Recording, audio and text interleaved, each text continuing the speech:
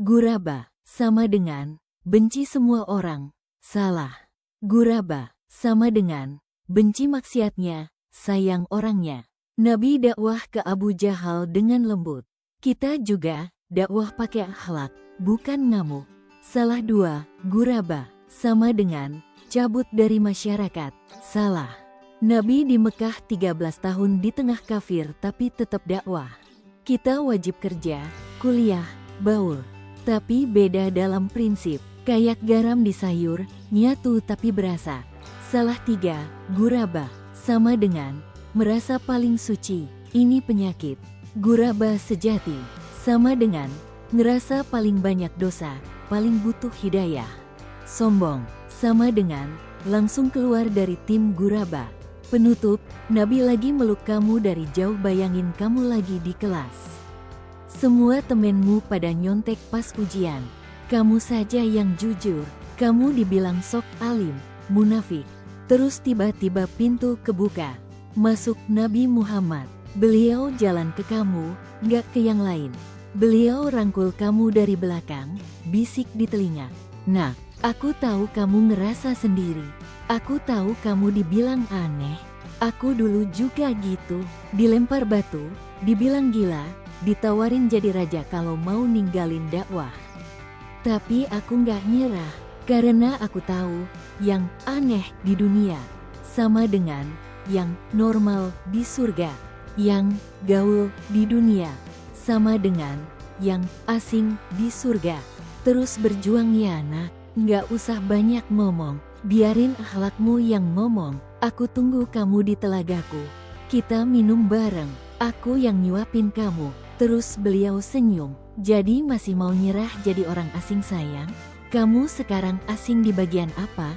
Pakaian, pertemanan, kerjaan, cerita satu aja, kita saling kuatin. Kamu gak sendiri, ada Nabi, ada aku, ada jutaan guraba di seluruh dunia yang doain kamu. Sejarah bab 1 dari hadis guraba yang kamu kirim tadi. Islam muncul dalam keadaan asing, sama dengan Mekah 610 Masehi. Itu setting awalnya, dan Nabi Muhammad udah ngasih spoiler, akhir zaman. Sama dengan balik ke setting awal lagi. Kita bedah 9 lapis biar kamu ngerti, gak kaget kalau dibilang aneh ya. 1. Mekah 610 M sama dengan zaman FULL asing versi 1.0. Bayangin kondisi Mekah pas wahyu pertama turun. Urusan kondisi Mekah dulu, reaksi ke Islam. Akidah 360 berhala di Ka'bah. Nyembah Lata, Uzza, Manat. Nabi bilang la ilaha illallah. Sama dengan langsung musyrik Mekah kejang. Masa satu Tuhan? Dagangan patung kita gimana? Akhlak bayi cewek dikubur hidup-hidup. Riba, zina, judi, mabok. Sama dengan budaya Nabi larang semua. Sama dengan ngatur-ngatur amat si Muhammad. Sistem yang kuat nindes yang lemah. Budak. Sama dengan barang Nabi bilang Bilal setara Abu Bakar. Sama dengan kaum Quraisy ngerasa keistimewaan mereka hilang. Ekonomi dagang riba, nipu timbangan. Sama dengan wajar Nabi timbang pakai timbangan adil. Sama dengan pedagang Mekah auto rugi. Hasilnya, Nabi, 40 sahabat. Sama dengan komunitas asing di kota sendiri. Diboikot 3 tahun di Syib Abi Talib. Makan daun, mati kelaparan. Cuma gara-gara bilang Tuhan itu esa. 2. 5 bentuk pengucilan yang Nabi, sahabat alamin.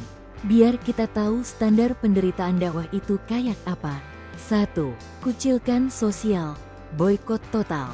Nggak boleh jual beli, nggak boleh nikah sama mereka. Abu Talib, Bani Hashim dikurung 3 tahun di lembah. Anak kecil nangis lapar. 2. Bully ritual. Nabi dipanggil tukang sihir, gila, pemecah belah, pendusta. Qs. Al-Qalam 2. Aisyah Ra dilempar kotoran unta pas sujud. 3.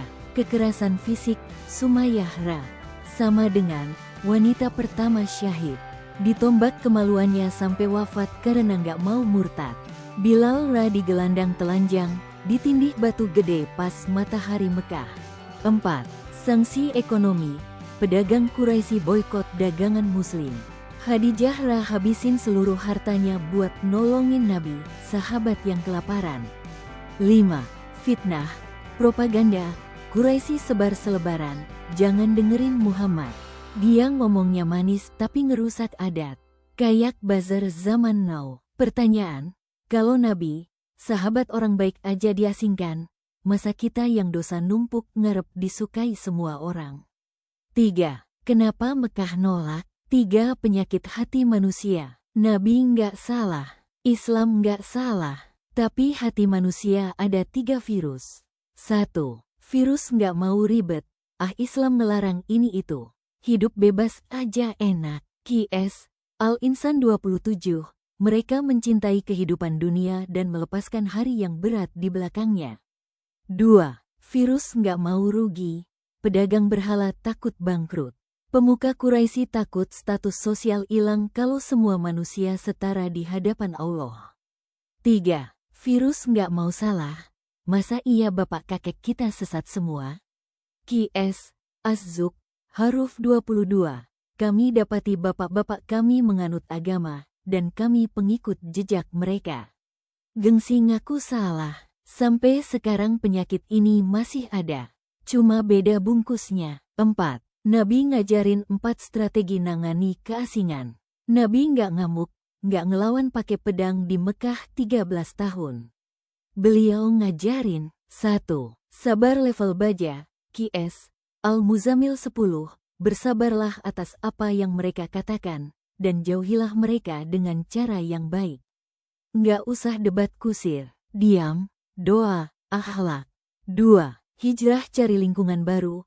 Pas Mekah terlalu sesak, Allah nyuruh hijrah ke Madinah. Artinya, kalau lingkunganmu toksik banget, kamu berhak cari circle iman baru. Nggak wajib mati di tempat.